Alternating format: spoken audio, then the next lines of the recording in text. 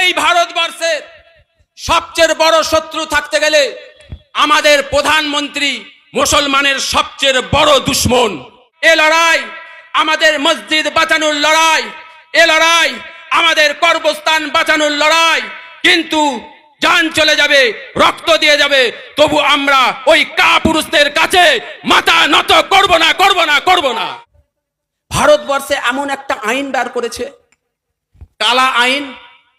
আজকে এই আইনটাকে লক্ষ্য করে মুসলমান দেখাতে লক্ষ্য করে বলছে যে ভারতবর্ষের যে আইন, যে আপনি আজকে আমাদের হিন্দু ভাইদের সাথে আমাদের কোনো শত্রুতা নেই।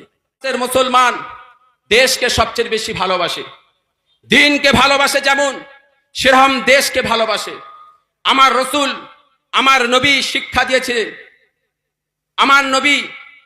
আমার রসুল যে শিক্ষা দিয়েছে আমাদের ঘরে অন্যায়ের বিরুদ্ধে কথা বলতে বলেছেন।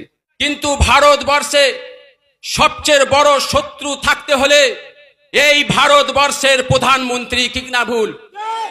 যেতে নেই। আমরা জানি অনেক রাজ্যে আছে মুসলিম সম্প্রদায়কে তার নিজের স্বাধীনতা কিছু করতে দেয় না। রাস্তায় যদি এক জায়গায় কিছু মুসলমান জড়ো হয়, সেই জায়গায় তাদের ঘাড়ে দাঁড়াতে দেয় না। আমি ধন্যবাদ জানাই রাজ্যের প্রশাসনকে, যে আমার এই রাজ্যের প্রশাসন যেইভাবে মুসলিম সম্প্রদায় সংখ্যালঘুদের পাশে যেইভাবে তানারা দাঁড়ান, সহযোগিতা করে, আমি খুব খুশি। কিন্তু আজকের এই মহলটা আমি প্রশাসনকে লক্ষ্য করে বলবো, 10 মিনিট থেকে 5 মিনিট থেকে 10 মিনিট আমি বক্তব্য দেবো, কিছুক্ষণের জন্য এই রাস্তাটা যেন বন্ধ করে দেয়, কিছুক্ষণের জন্য 5 মিনিট, যাতে এখানে কোনো ডিস্টার্ব না হয়, কোনো বড় সমস্যা না দাঁড়ায়। একটুখানি আপনারা সকলে আমার দিকে এগিয়ে আসবেন আর আওয়াজ দেবেন। এইটা আমাদের প্রাপ্যর লড়াই, এ লড়াই আমাদের নীতির লড়াই, আমাদের অধিকারের লড়াই। আজকে আমরা জানাবো, আজকে এখান থেকে নেই, হালদার পাড়ার এখান থেকে আমরা আওয়াজ দেব যে আমরা নীতির ওপরে আছি। পশ্চিমবাংলার মানুষ নয়, তথা ভারতবর্ষের মুসলমান দেশকে সবচেয়ে বেশি ভালোবাসে। সংক্ষিপ্ত টাইম, নামাজ কটা? আজান 6টায়। তো আজকে সর্বপ্রথম আমি এই মঞ্চের যে সমস্ত অতিথিবৃন্দ এসছেন, তার সাথে সাথে যত শ্রোতাবৃন্দ আছে সকলকে আমি ফুরফুরা দরবার শরীফ থেকে, ফুরফুরা হোসেন বুখারী ফাউন্ডেশনের কর্ণধার পীরজাদা সৈয়দ নাজিমুদ্দিন হোসেন আল কুরাইশি আমার অন্তরস্থের মুবারক ভাত জানাই।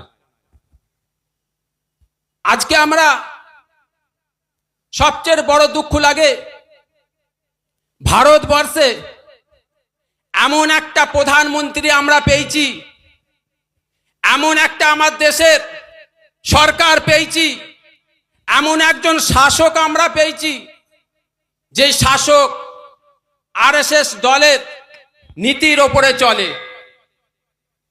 বড় দুঃখ লাগে, বড় কষ্ট লাগে।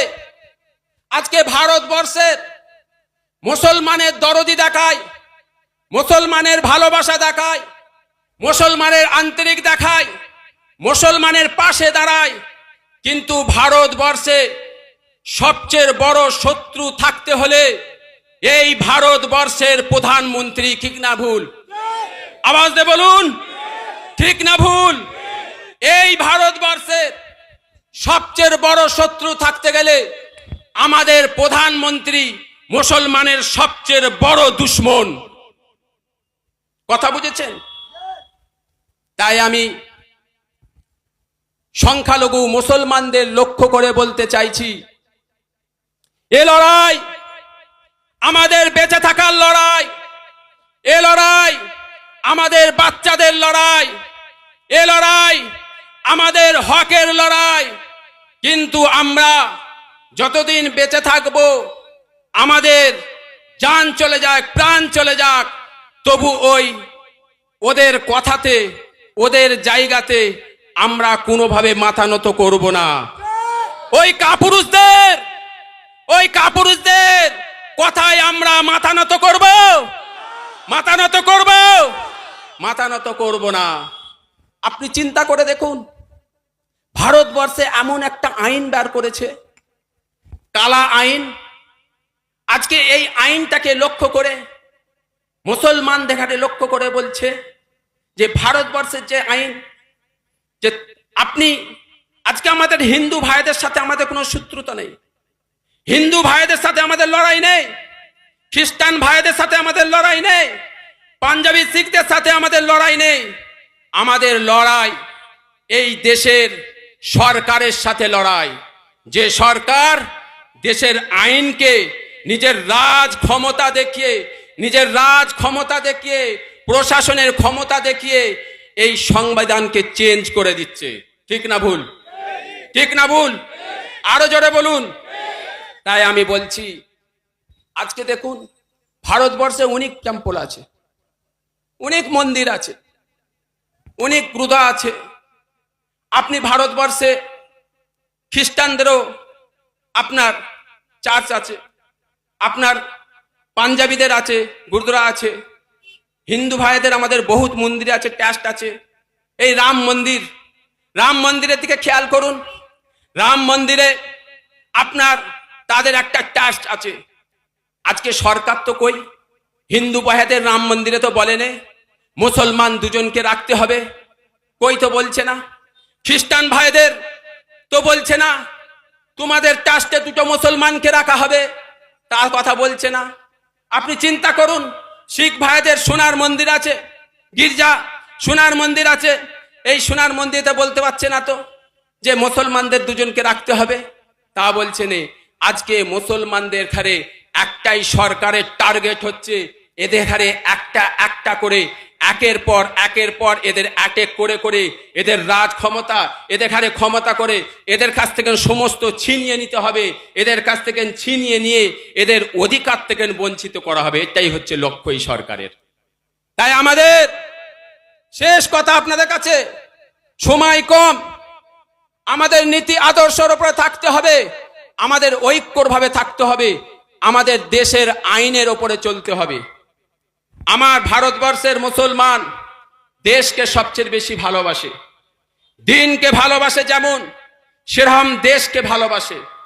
আমার রসুল, আমার নবী শিক্ষা দিয়েছে, আমার রসুল যে শিক্ষা দিয়েছে, আমাদের ঘরে অন্যায়ের বিরুদ্ধে কথা বলতে বলেছেন, মানুষের পাশে দাঁড়াতে বলেছেন। তাই ভারতবর্ষের মুসলমান অন্যায়ের বিরুদ্ধে কথা বলে, মানুষের পাশে দাঁড়ায়। তাই সকলকে অনুরোধ করব, আজকে আমি এই জায়গা থেকে, এই হালদার পাড়া থেকে আওয়াজ দিচ্ছি, মসজিদে মসজিদে, গ্রামে গ্রামে, মাদ্রাসায় মাদ্রাসায়, সকলের কাছে আওয়াজ পৌঁছে দিন।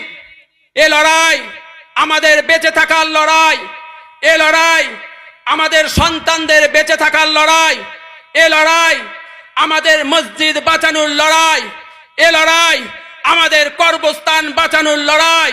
কিন্তু জান চলে যাবে, রক্ত দিয়ে যাবে, তবু আমরা ওই কাপুরুষদের কাছে মাথা নত করব না, করব না, করব না। আরো জোরে বলুন, করবেন? করব না। তাই আমি আজকে আপনাদের কাছে